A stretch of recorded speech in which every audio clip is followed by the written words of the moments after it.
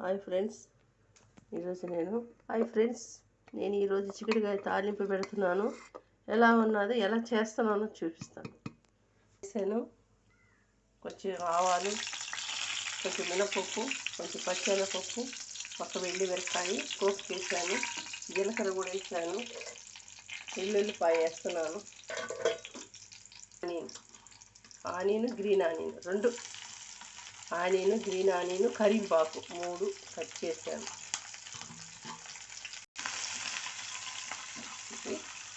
చిక్కుడుకాయ తాలింపులో వేస్తే చాలా బాగుంటుంది.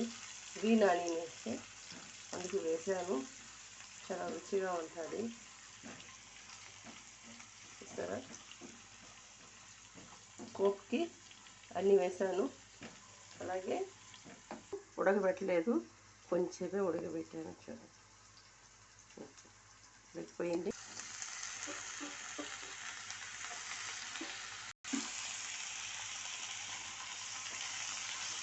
పసుపు పొడి, నేను చిక్కుడుకాయలు బాగా చిక్కుడుగా గిల్లుకొని శుభ్రంగా కడుక్కొని ఒక ఆవిరి ఉడకబెట్టి పెట్టుకోండి.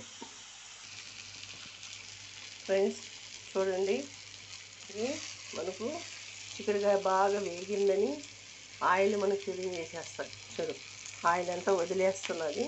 చిక్కుడుకాయ బాగా వేగిద్ది కాబట్టి నేను చెప్పున్నాను. నేను ముందు వీడియోలో ఒకటి పెట్టున్నాను. నేను తాలింపుల పొడి అని చెప్పున్నాను కదా, ఆ తాలింపుల పొడి ఇది.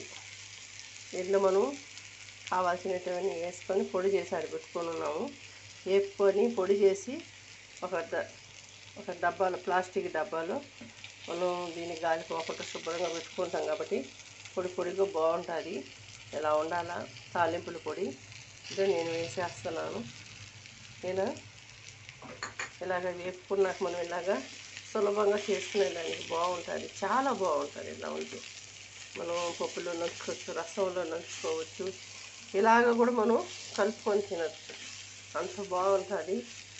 ఇది అన్నీ వేసి నేను మసాలా అన్నీ వేసి పొడి చేసి నేను తాలింపులకని ముందుగానే నేను చేసి పెట్టుకొని ఉన్నాను కాబట్టి నేను వేసేసాను. అలాగ మీరు కూడా చేసుకోవాలో బాగుంటుంది.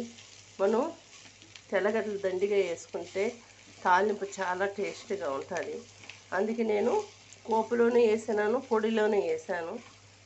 మనకు తెల్లగడ్డ వల్ల మంచి ఆరోగ్యం ఉంటుంది కాబట్టి మనం దానివల్ల వేసాను నేను.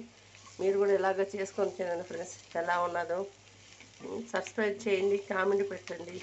సబ్స్క్రైబ్ చేసుకొని వాళ్ళు సబ్స్క్రైబ్ చేసుకోండి ఫ్రెండ్స్. మీకు ఎలా వచ్చిందో నాకు కామెంట్ పెట్టండి ఫ్రెండ్స్.